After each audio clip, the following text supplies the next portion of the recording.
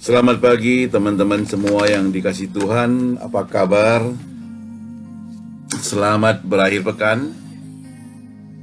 Saat ini, kalau di San Francisco cuaca begitu cerah, mestinya orang-orang pergi ke pantai, jalan-jalan ya. Tapi kita yang masih distancing harus taat, stay di rumah saja.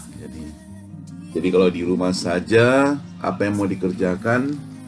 Tentu banyak hal yang kita kerjakan. Ya, cuma dalam sela-sela kesibukan Anda, saya ingin membagikan satu ayat firman Tuhan supaya kita boleh merenungkan, ya, apalagi memasuki hari Minggu besok. 2 Korintus pasal yang kelima ayat 17 bunyinya demikian. Jadi siapa yang ada di dalam Kristus, ia adalah ciptaan baru, yang lama sudah berlalu, sesungguhnya yang baru sudah datang. Sekali lagi, jadi siapa yang ada di dalam Kristus, garis bawahi di dalam Kristus, ia adalah ciptaan baru, garis bawahi ciptaan baru, yang lama sudah berlalu, garis bawahi lama sudah berlalu, dan garis bawahi yang baru sudah datang. Nah saudara, kita hidup di dunia ini dilewati dengan waktu. Waktu kita lahir, waktu kita kecil, waktu kita remaja, waktu pemuda, waktu dewasa, waktu sudah tua, waktu lanjut usia, ada waktu-waktunya semuanya. Nah, dalam melewati waktu-waktu tersebut, saudara, kita memiliki kesuksesan tersendiri, keberhasilan tersendiri. Selain dari kegagalan yang mungkin pernah kita lakukan, tapi banyak kesuksesan yang pernah kita lakukan, misalnya waktu masih muda, waktu masih ada di negeri tercinta, waktu masih bekerja. Ya, jadi kita punya kesuksesan tersendiri. Seringkali ada banyak orang selalu menceritakan masa-masa suksesnya, masa-masa keberhasilannya. Mereka merasa bangga sekali. Saya pernah membesuk seorang kakek yang sudah berumur 90-an tahun. Ya, jadi dia itu berasal dari Congkok, dia datang dari Tiongkok gitu ya. Dia bilang dia waktu datang dia berusaha dengan sekuat tenaga bekerja, bahkan jadi tukang sapu, tukang pungut sampah dan sebagainya. Akhirnya sampai dia sudah dewasa, dia berjuang, dia punya pabrik yang cukup besar. Pindah ke Surabaya, punya anak, pabriknya tak berjalan, dia adalah orang yang termasuk orang kaya. Jadi selalu dia menceritakan keberhasilannya. Waktu dalam perjalanan dari Congkok datang, kapalnya hampir tenggelam, barang-barangnya semua dia buang ke laut, dan dia tidak punya apa-apa lagi. Akhirnya dia boleh hidup dengan perjuangan dan berhasil. Itu masa lalunya. Beberapa bulan kemudian kami tak besuk dia lagi, ceritanya sama lagi. Berulang-ulang ke sana, ceritanya sama, sampai saya kayaknya hafal ceritanya. Jadi orang pengen sekali cerita tentang masa lalu yang berhasil. Saya tidak tahu masa lalu apa Anda yang berhasil. Mungkin juga saudara sering menceritakannya. Permisi tanya, sekarang keberhasilan Anda itu apa?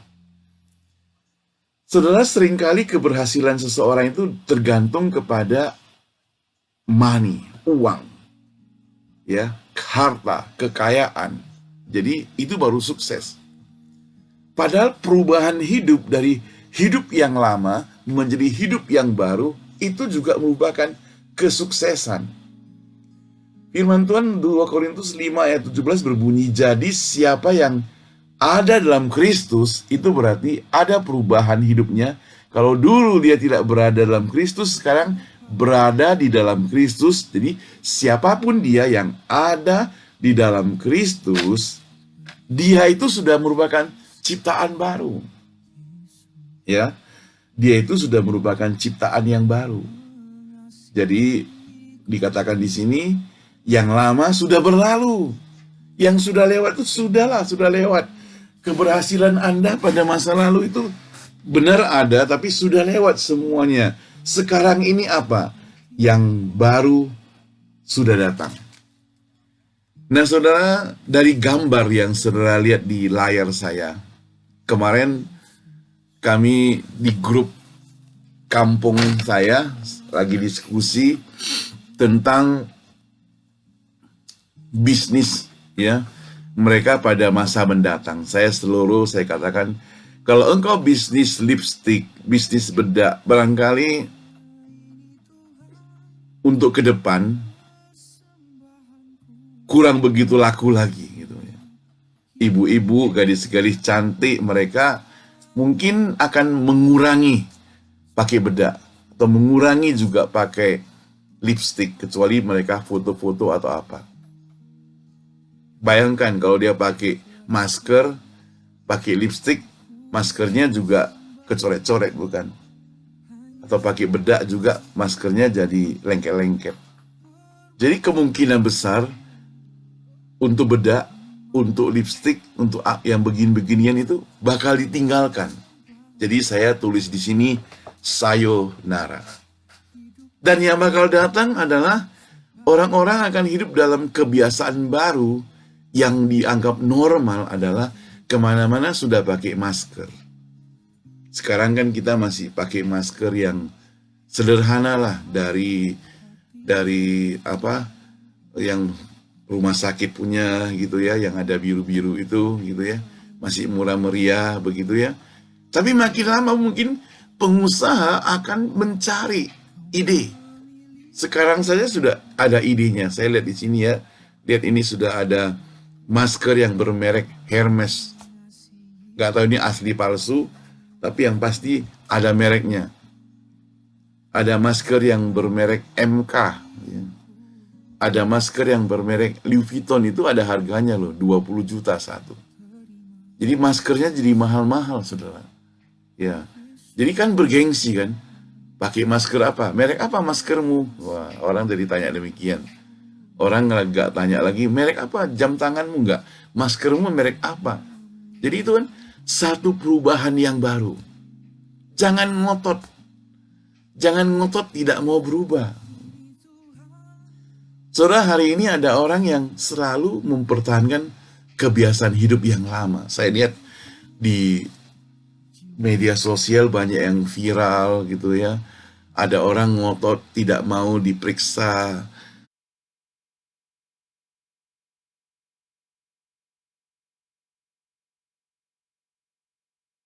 Ada orang yang ngotot tidak mau dicegat mobilnya, dikasih peraturan tidak mau ya. Ada orang yang ngotot masih mau apa, jalan-jalan kemana gitu ya. Ya, kalau mobilnya hanya boleh muat berapa orang, ngotot mereka harus dipenuhkan katanya ya. Kalau harus duduk di belakang, ngotot juga harus duduk di depan ya. Jadi itu semua ngotot-ngotot. Suruh pakai masker, gak mau pakai masker. Semua itu ngotot dia ya. Padahal ada peraturannya. Nah, kebiasaan lama benar ada, gak masalah itu. Tapi sekarang kita hidup dalam kebiasaan yang baru. Yang lama itu sudah berlalu lah. Saya membayangkan kalau suatu hari kita ketemu ya, nggak tahu lagi kapan. Pokoknya kalau yang di sini kan Presiden Trump sudah anjurkan, sudah boleh mulai ada pertemuan, tapi gubernur kan masih bilang nanti Senin baru dikasih regulasi kira-kira cara-caranya untuk bertemu. Ya baik sih, karena untuk kita semuanya. Jadi ada caranya, ada syaratnya, ada kayak SOP-nya untuk ketemu orang gitu. Ya masih ada jaga jarak 6 feet, masih harus pakai masker, sarung tangan, cuci tangan, hand sanitizer, Ya, semuanya itu ada. Restoran mungkin cara bukanya juga sudah ada peraturan tersendiri. Saya lihat entah hoax atau bukan, yang di LA pakai kaca disekat-sekat begitu, satu-satu orang makan. Jadi nggak bisa lagi sekeluarga pesta-pesta ulang tahun. Berarti nggak bisa lagi seperti demikian. Itu kebiasaan lama, nggak bisa dipertahankan, nggak bisa kita nekat. Oh, ini kan familiku, mau pesta-pesta sama-sama begini. Nggak bisa lagi.